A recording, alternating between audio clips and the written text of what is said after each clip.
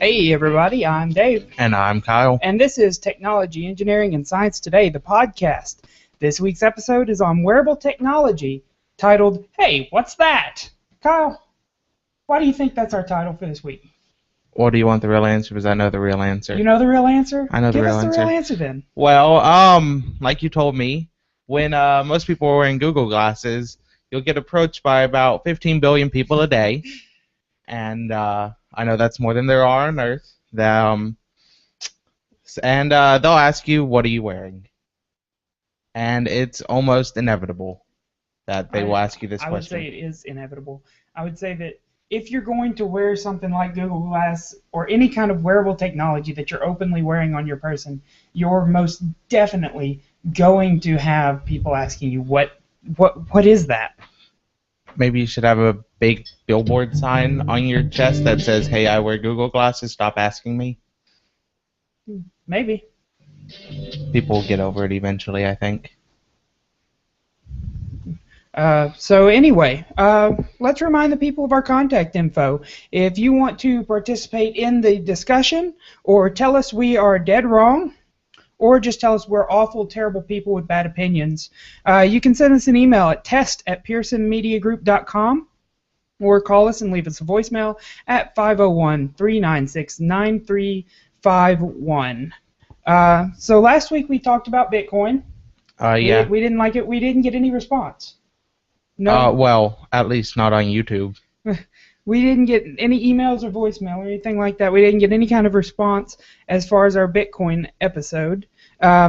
So today we'll get started. Now, on the Facebook page, I said earlier today that if you watch the episode while wearing a Google Glass, you get bonus points. However, our producing company has said that bonus points aren't worth anything. Oh. So, you'd still get the bonus points. Send us an email and tell us you watched wearing some kind of wearable technology, or comment on the YouTube video. Let us know that you did that. You'll get your bonus points. You get 500 points. So, a lot of people think that Google Glass is basically it for wearable technology. The other kinds of wearable technology aren't really in the mainstream as much as Google Glass is. Well, you have the Samsung smartwatch that goes with the Galaxy and the S devices. The smartwatch is pretty well known as well, but I'm talking most of wearable technology is actually in an athletic capacity. When I was in my junior year of high school, I had a pair of shoes that had a little hidden compartment underneath the sole. You mean the Nike ones? Yes, they were Nike. It had a hidden compartment under the sole where you put a sensor, and it kept track of how many steps you took. It kept track of how far you walked. It kept track of everything that it could possibly know from your feet, which was really cool at the time, but it was pretty pointless. Yeah, I mean, they had it hooked to your smartphone. It didn't. Yeah, it hooked Bluetooth to my smartphone. Kept all the information there. Sent it all there. It was there in a big report at the end of the day. Right. So, but it was pretty pointless. Why do you say it was pointless? It never told me anything that I didn't already know. What, did you count your steps? No, that's not what I mean. Did you count how many calories you burn? You know exactly how many calories you burn? It can't tell that because it's not keeping track of your speed. New ones can. Well, we're not talking about new ones. But anyway, there are a lot of things like that that are still coming out brand new. Who knows why? They keep coming up with new things that are exactly the same. But they are. Google Glass, smartwatches, that kind of thing, those are the mainstream new stuff. This is what everybody's focused on. Google Glass itself, of course, raising quite a few issues in the public as far as privacy and that kind of thing goes. Right. I don't know. I don't wear glasses for a reason because I find them annoying. So why would I wear a piece of technology? Well, it's augmented reality. It's awesome. That's why it's awesome. It does serve a practical purpose, though. But as far as privacy concerns go, they have a camera on them, and everybody's worried about a bunch of cameras filming them all the time. Well, yeah. I mean, The problem I have with that is there's already a bunch of cameras filming us. yes, but that's businesses and stuff, and that's a different story. Still, That's it's a still in the different hands of side. individuals. That's on a different side of the coin than from private use. No, it still gets in the hands of individuals, and it's not any different. It's just cameras. I mean, what am I going to use a picture of you walking down the street for? Nothing different than what a business's camera is going to be used for. What, recording you, or well, businesses use it for police evidence if there's ever a robbery. Sure. You could go and start a weird pedophilic collection of child photos that you could happen to catch, and they'll be used as police evidence against you. People already do that. Yeah, but now this is it's more secret. I mean, okay, right now I have to take my smartphone and I'm like, well, hey there, kitty, smile at me, and take a picture. But now with the Google Glass, you can just be like, picture. You sound like you know this from experience. No. Okay. I disagree. I think there's nothing wrong with Google Glass, but I know that there are a few Google Glass competitors trying to come out into the market with offering the same thing but without the camera to address these concerns. I still wouldn't have one. Why? You don't like wearing glasses? No, and augmented reality, so what? It's cool. No, it's awesome. Okay, so I can play games with my environment. I can play better games than pop the ball or pop the sun or whatever on my computer. Because I don't want to look like an idiot doing this out in public. Gaming isn't even the point. It's things like there's an app that puts a small map right up in the corner of your windshield when you're driving. It's GPS where you don't have to take your eyes off the road. They already have a cheaper alternative to that, and that's GPS. But you have to take your eyes off the road if you want to look at the map. Not if you put it in the corner of your But if you put it on your windshield, in the state of Arkansas, if you put it on your windshield that's anywhere within your immediate vision, you are obstructing your view and it's against the law. Well, no one said it had to be on the windshield. It could be in the dash. You're still taking your eyes off the road.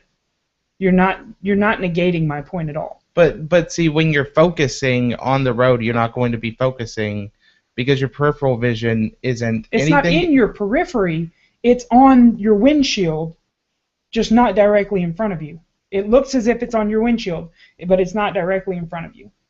Well, I mean, you could still take your eyes off the road, kind of glaring up to look where it is. Anyway, you're a big proponent of the smartwatches. I like them. You like the smartwatches. Why? Cool. I mean, not explicitly the Samsung or anything, but I mean, it's basically the same thing as the Google Glass, almost minus the augmented reality, with a more fashionable touch.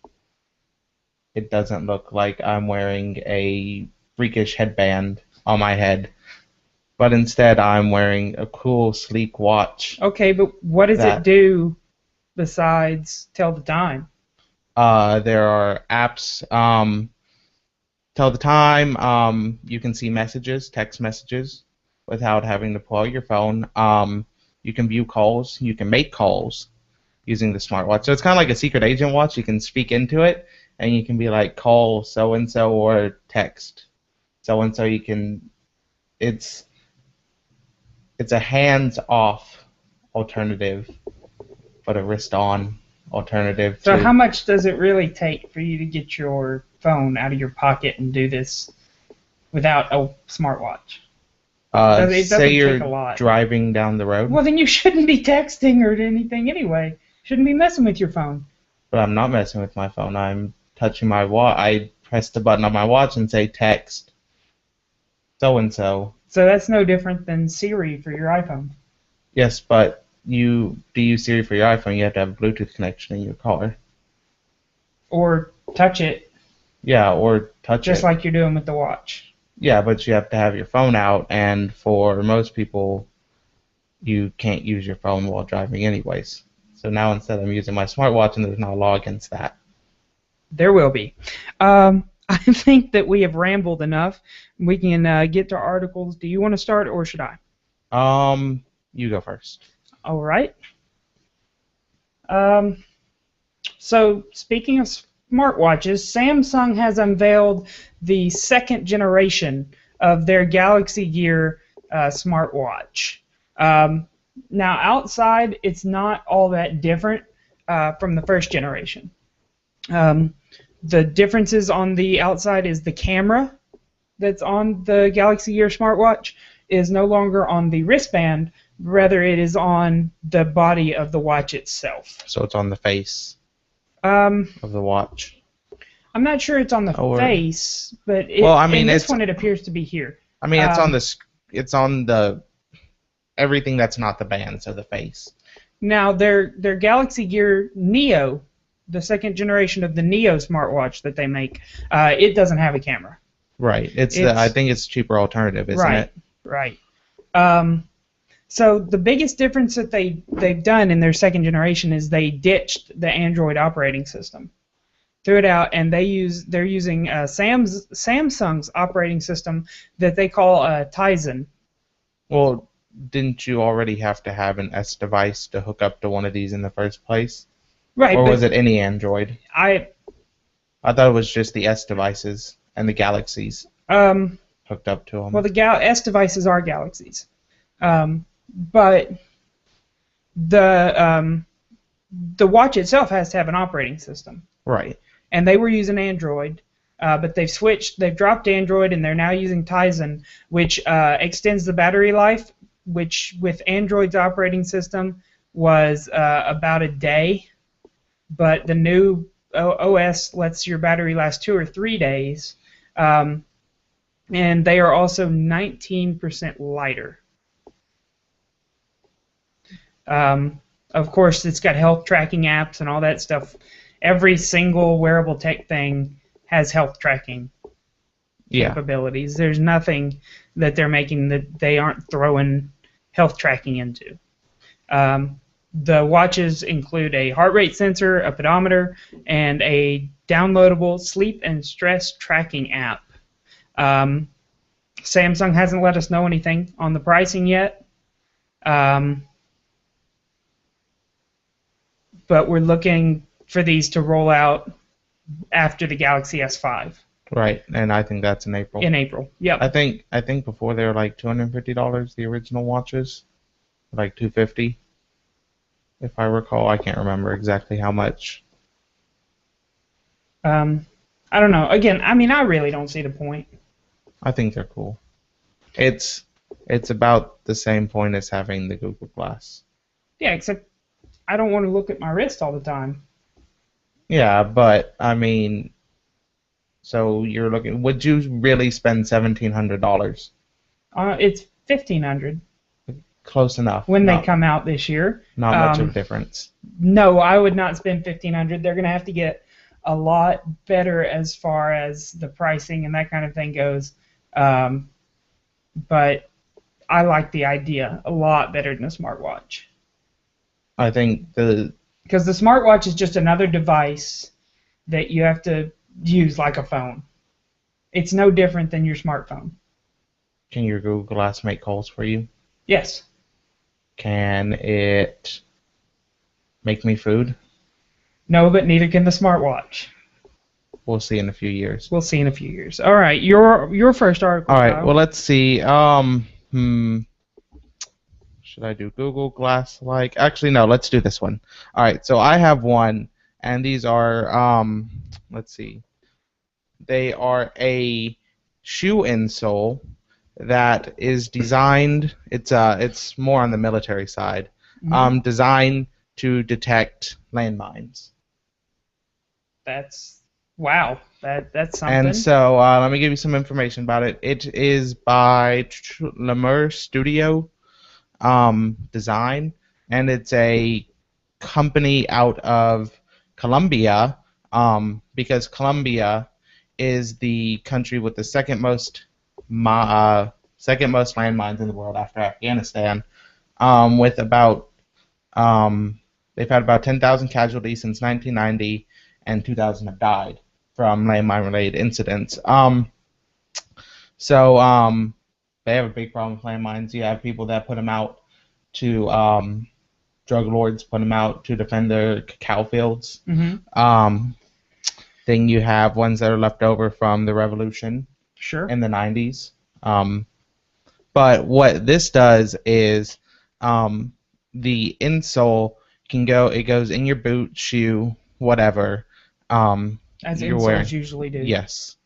And it detects it emits an electromagnetic field, and when it comes up on something that's metal in the ground, that's buried, since it'll disrupt the magnetic field, and you have a band that you're wearing, and it will show where in proximity to you. It's a 6-foot radius. So where in proximity to you the landmine is. Okay. So this band, is it like a smartwatch? No, it's not like a smartwatch. It has it has a it's like radar. Like a radar basically. screen. Because the insole has the microprocessor and a radio emitter in the sole. So I guess it's radar. Sure.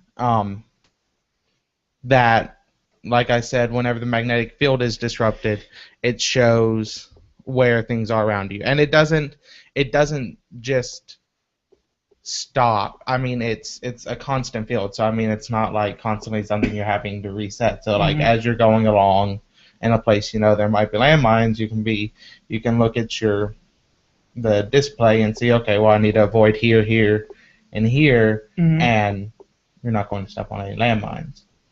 That's how I like to get across the field, not stepping on landmines. Well, I would hope so. I think you're thinking the same thing I'm thinking. Those kids in Australia would have enjoyed to have those. Let's not talk about that. That Stay was in school, messed kids. up. That was messed up. For those of you who most everybody probably didn't get that, Australia had a public service announcement campaign.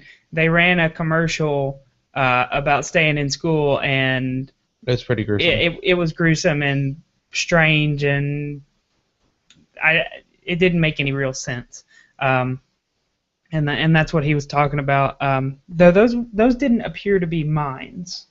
They could have. For the record, they could have been. If not, those were well-placed artillery shots. Yeah. Like they were aiming for them. Yeah. Okay, but anyways, aside from that gruesome side note, I see this eventually being put out to the military right now, because it's in use in Colombia for cacao eradication teams, farmers, soldiers in Colombia. I mean, but I see this eventually being maybe contracted to other countries' governments for military use. And I mean, I know we're pulling out of Afghanistan and the Middle East pretty much next year, but for future, I mean, we're kind of but we're away from landmine technology. We never had landmine problems over there, really. The problem over there was the IEDs. Well, I mean, and this goes on to the point I was going to make about the IEDs. If you had something like this that you could put in the belt of a tire, for example, if you could, because I mean, or just under a truck, right? I mean, but you can make belts of tires out of steel, Kevlar. They have Kevlar ones, right? Actually, but I mean, you could make an insole like this that could be used to detect IEDs. Which, I mean, if you don't think 6.5 feet is a lot, But when that IED is buried under a few inches of dirt, that loses a lot of its explosive potential, more than people think. So, I mean, even if you got within 6 feet of this thing, you're not going to have as much damage as rolling over it than having it blow up. You're going to have less damage at that 6 feet you are away. So, I mean, I see it. It could be used for other purposes than just foot soldiers. I think if we went somewhere with the technology. Sure, it's a start, is what you're saying. It's a start for other useful things. Yeah, it sounds good. It's definitely something that we need. I think it's really interesting that they put it in the insole for a shoe. Yeah, that's what really gets me thinking. Is if we could put it in the insole of a shoe. Who thinks to put it in an insole of a shoe? Right. But if it could go in the insole of the shoe, where else could it go? Right. Or where else can we put these? Right. Okay. So what do you have? Well, we were talking about Google Glass earlier. Apparently, it's been leaked that Samsung is trying to come up with their own, which we'll probably call the Galaxy Glass. Apparently, they want to be a direct. They want to be a direct competitor, yes, with Google. Of course, this is only a leak. We've got no official word from Samsung. But much like Google Glass, this is according to the Korea Times. An unnamed Samsung employee claimed that Samsung was developing a smart eyewear device, and it's set to be unveiled at this year's IFA Consumer Electronics Show in Berlin. This is all according to the Korea Times. Just like Google Glass, the eyewear would connect to the user's smartphone, enable them to make calls, listen to music, display text messages, and email alerts in their field of vision.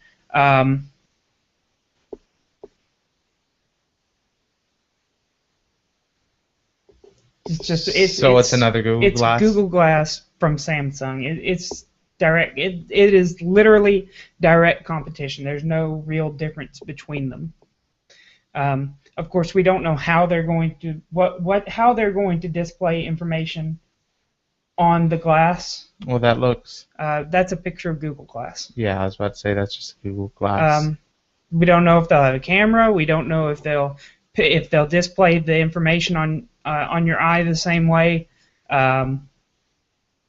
There's not really a lot of information here. So it's Google Glass. Yeah. Now, Google Glass is not expected till later this year, but because we don't know a launch date for Samsung's Galaxy Glass, there is a lot of speculation that it could beat Google Glass out. And if it's more cost-effective, it may just win the market right away. Well, it will be Samsung's. They could really screw over Google here with this one. It just depends. I mean, Google has certainly patented the Google Glass technology. Right. So they'd have to come up with a different way to do this, or pay Google. Right. So put it on the left side instead of the right. Either they're paying Google and then Google's not getting screwed out of anything, or they've come up with a new way to do it and they went, and if it's cheaper, they could win the market, and then Google is really going to lose out. But with a price tag of $1,500, I don't think there's a whole lot of winning to be done anyway. No, Google has enough money as it is. I don't know. This is. I can't think of anyone who would shell out $1,500. I don't know what you mean, enough money.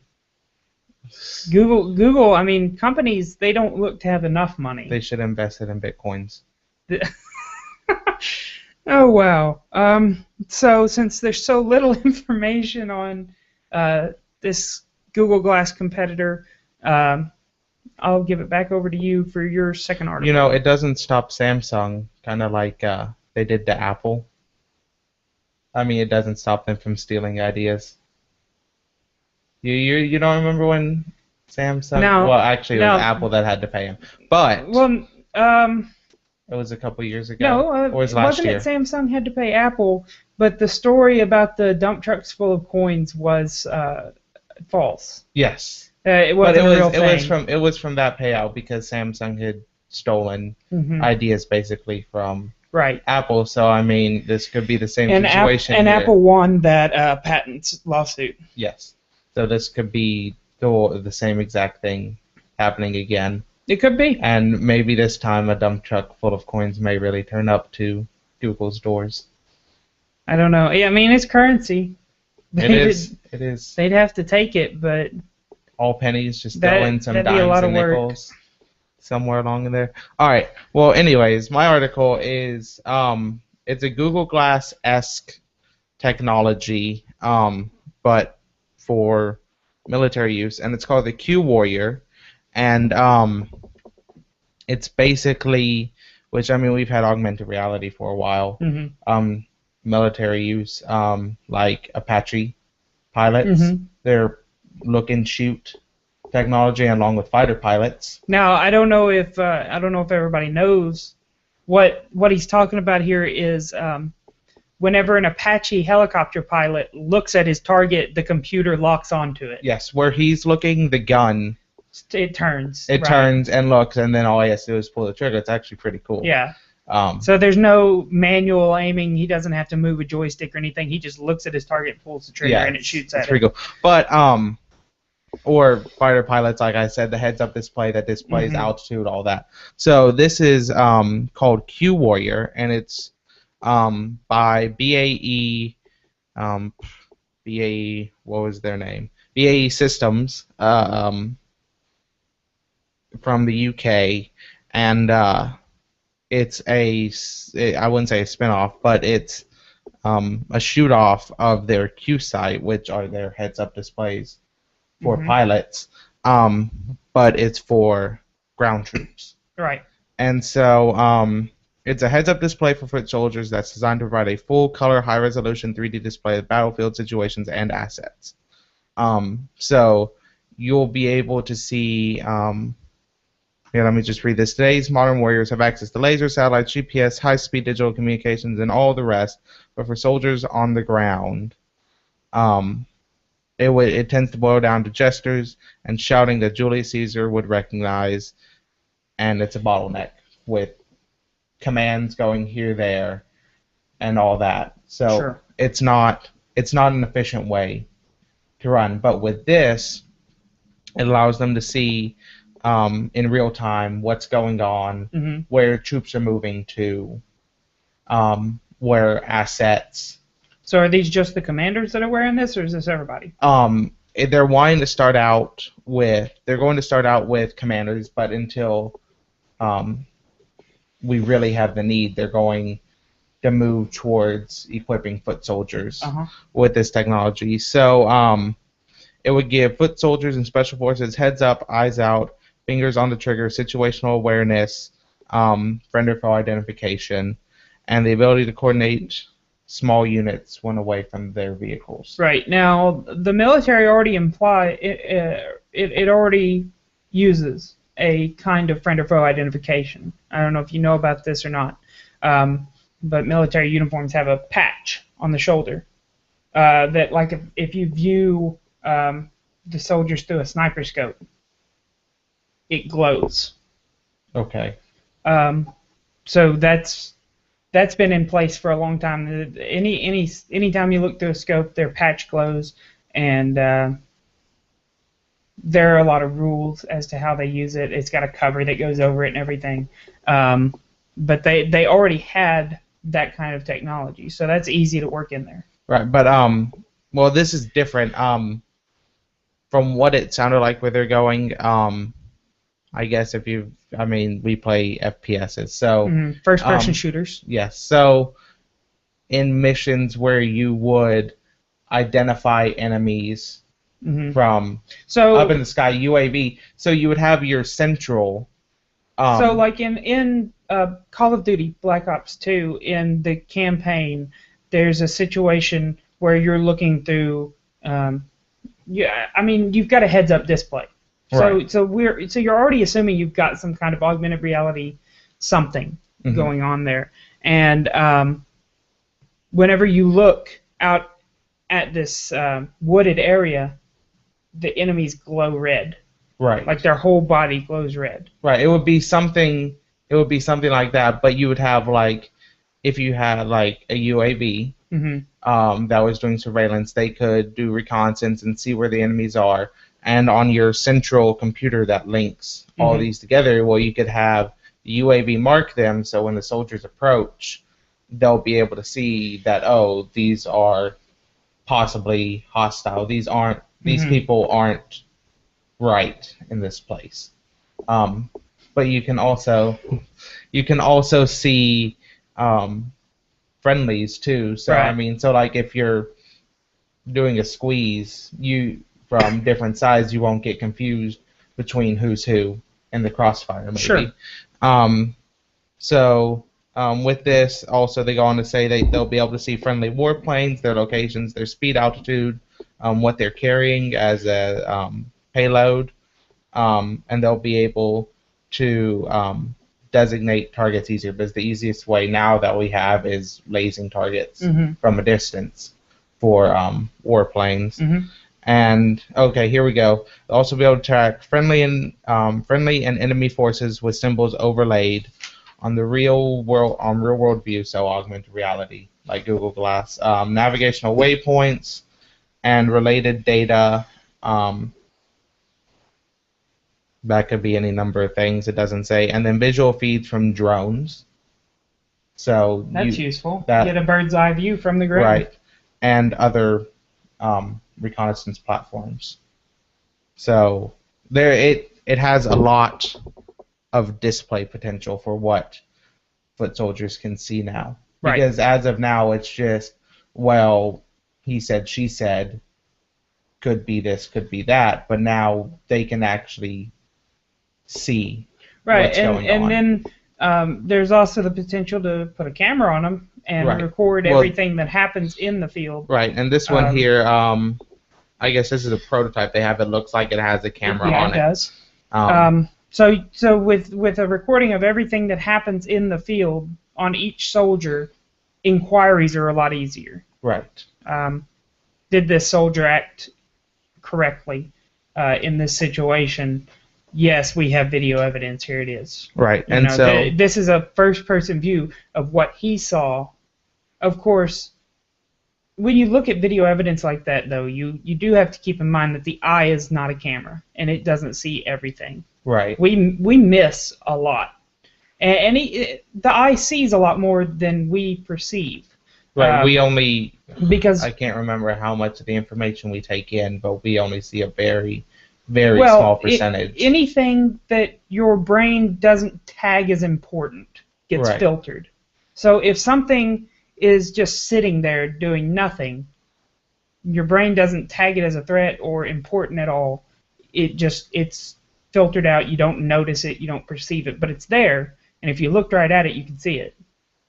Oh no, I see my pillow off in the distance. You're trying. That is true. That's the problem. You're trying. All this happens subconsciously. The same thing happens with your nose and your ears. Any things that are not important, they get filtered. Yeah. So the cool part that's about this important to is remember. also that it's something that goes on their helmets. Mhm. It attaches to their helmet, so it can come off, go on. It's a mobile Mhm. unit. It's not bound to a helmet or anything, so you can move it from person to person. So let's see. The biggest demand in the short term will be the roles where early adoption of situational awareness technology offers a defined advantage. I mean, we're not at war to where we would need these anymore. Well, we're not. Right.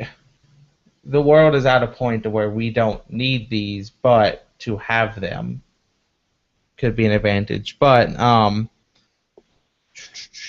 this is likely. Oh, okay. He talks about where this would first appear, and it'd be likely with non-traditional military units with reconnaissance roles, such as forward air controllers. and Joint Tactical Aircraft Controllers. So I'm assuming pilots. I don't know what those roles are. I'd have to look it up. Or special forces during counter-terrorist strikes. So Navy SEALs, Rangers. Okay. That sounds very useful. I see a theme with your articles here. Military use, military technology. Considering that when I was looking at wearable tech, every other article was either Google Glass or wearable or watches. Right. I was like, okay, well, I'm going to go see if we have anything else. All right. I've got one more. This is a, what language is this word from? I can't remember. Whoa. It's Hindi. The word is Hindi. I don't know how to pronounce it. Lechol? Lechol or Lechol or something like that. A company has made haptic footwear that guides you by vibrating. That's an odd-looking shoe. So basically, as with everything else that I've talked about, it connects to your smartphone, and you run a navigation app, some kind of GPS, Google Maps or Apple Maps. I don't know what Windows Phone has. No one cares. Well, I'm sure someone does, but the guy that made these, he was a former researcher at Hewlett-Packard Labs in Bangalore, India, and it's intended for use by the blind. So your smartphone's running the navigation app, you tell it where you want to go, and you start walking in that direction, and when it's time to turn left, your left shoe will vibrate and tell you it's time to turn left. Okay, I see and same thing for the right. Okay, I see where this is going. Continue before I start asking questions. Okay. It also has a few other functions that people who aren't blind could use. Of course, you can always check your progress along your route by looking at your phone screen.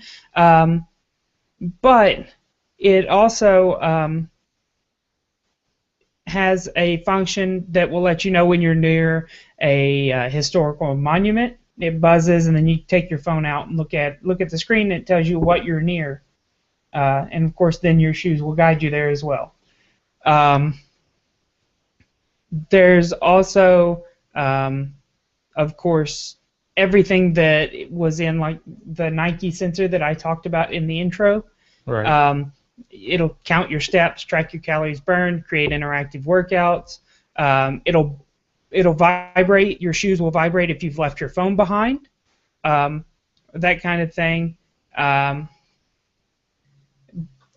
As I said, the footwear is intended for use by the blind, but it's not limited to that.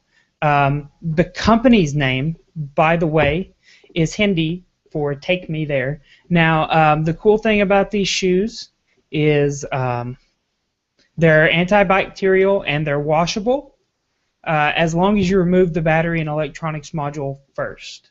They'll come with 2 batteries and a USB charger that responds to audio cues such as finger snaps by emitting an audio tone of its own that indicates the charge level of the lithium polymer batteries. One charge is good for about 3 days worth of use. So your questions. Okay, so I'm a blind person using this. Okay. It's taking me places. Right. I mean, I'm pretty sure I'd carry my cane with me. So you've told your smartphone you want to go to McDonald's. Yes. Okay. Will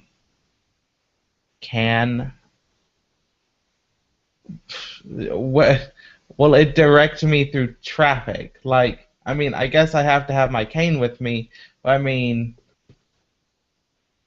I don't know if it's assuming you would. I don't think it's gonna guide you through traffic at this point. Right. So okay. So unless your navigational app does that. Right. But I mean, how is it going to guide me around people? Let's say I don't have a cane, which I don't know why I'd be blind to not have a cane. But let's say perhaps I forgot my cane at home for whatever reason. Well, that's not the point. Do you expect a GPS unit in a car to guide you around other cars, or do you watch the road and? No, I watch the road, but I'm blind, so I can't watch other people. Right. So blind people already get around very well. Because there are not blind people that are nice enough to not run into blind people. Why would you put yourself in a position where you were going to run into another person anyway, blind or not? It's not about kindness, it's I don't want to run into people. That would ruin my commute to class if I just walked around running into everyone. I'm pretty sure somebody's going to get upset at some point. I won't answer that question. So anyway, the point is, it's just a general, like a GPS. You get to your turn and the foot and your shoe vibrates. It says you need to turn left here, or you need to turn right here. Okay, well, what about like crossing roads? Well, I would assume it would tell you to turn left at the crosswalk. Is it going to tell me that there is a crosswalk? What do you mean? Is it gonna Like, okay, I'm blind. It's just a vibrating shoe. I'm Kyle. blind. I could walk out into traffic. Blind people already get around on their own without vibrating shoes. This is not going. Okay, well, I'm in an area I don't know. This is not going to change that fact. But I'm in an area I don't know. Well, blind people get around well with where they are, but it's like, there's a story, I can't remember who told me it, but there's a guy who knew a blind guy, and he had his house set up so that he could move around perfectly. But he moved his coffee table. Right. And it threw off where the blind guy knew he was going because he would run into the coffee table. Well, that's why people carry canes when they're out. And I know in the city of Little Rock, I've not been to very many other cities. I've done quite a bit of traveling around, but I've never been to a lot of major cities. I know in Little Rock, there is a change in the sidewalk when you're going to a crosswalk. Somewhat. Not. There's either the bumpy pad slope. with all there's the slope, which has grooves cut in it. Well, yeah, but that's for water. There's the slope that has grooves cut in it, and when you're using a cane on the road, it bounces in the grooves. Or there's the little concrete pad with the bumps on it that hurt my feet. That's again for water. Easier. It doesn't matter. It's always at a crosswalk.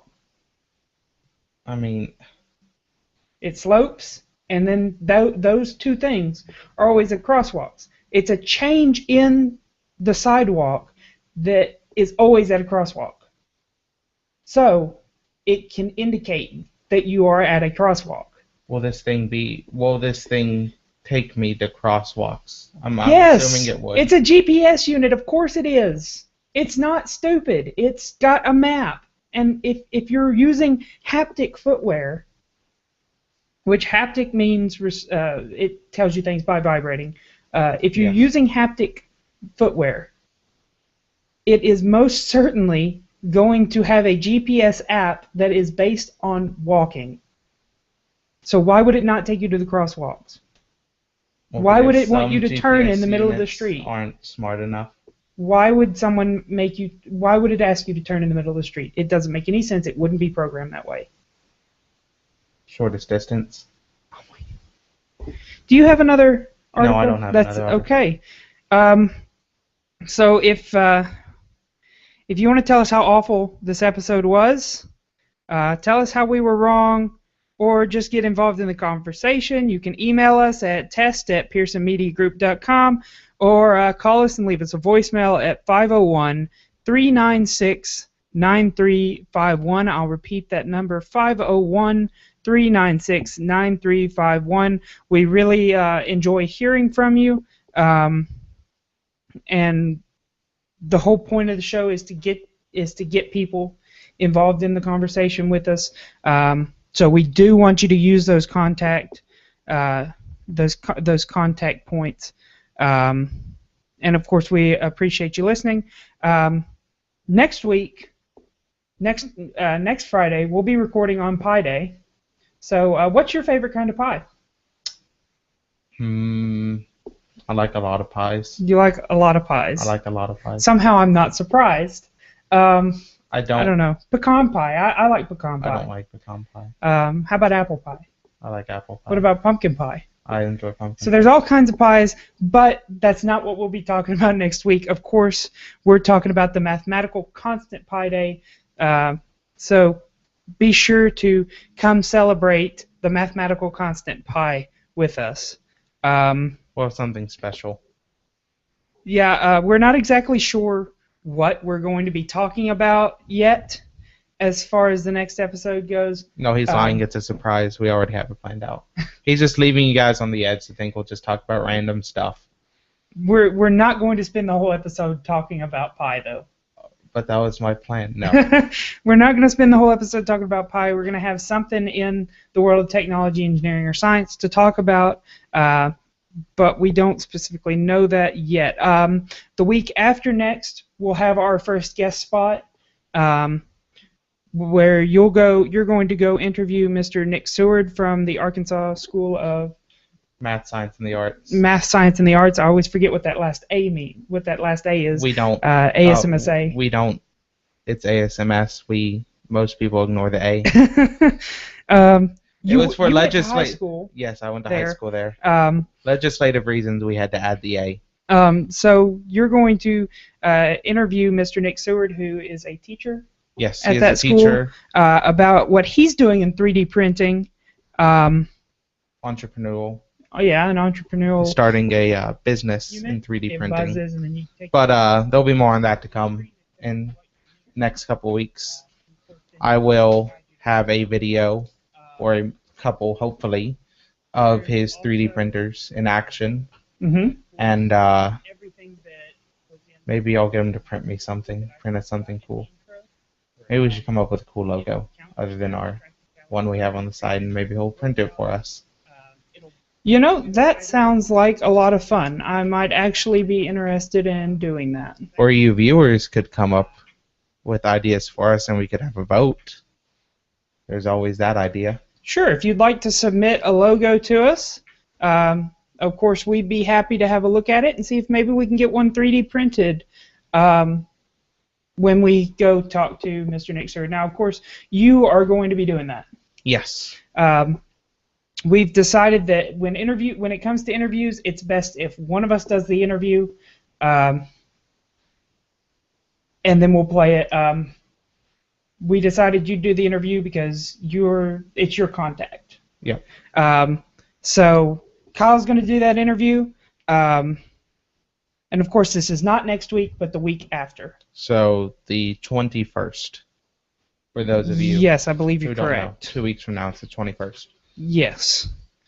All right. So tune in next week. We'll celebrate the mathematical constant pi and talk about something. We have something. Yeah, we'll have something, we promise.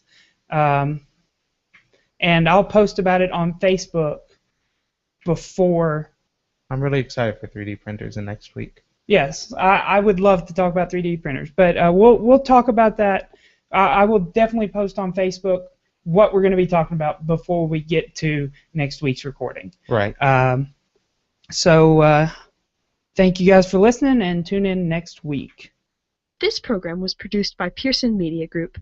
PMG is a diverse group of individuals dedicated to perfecting their respective crafts through collaborative projects.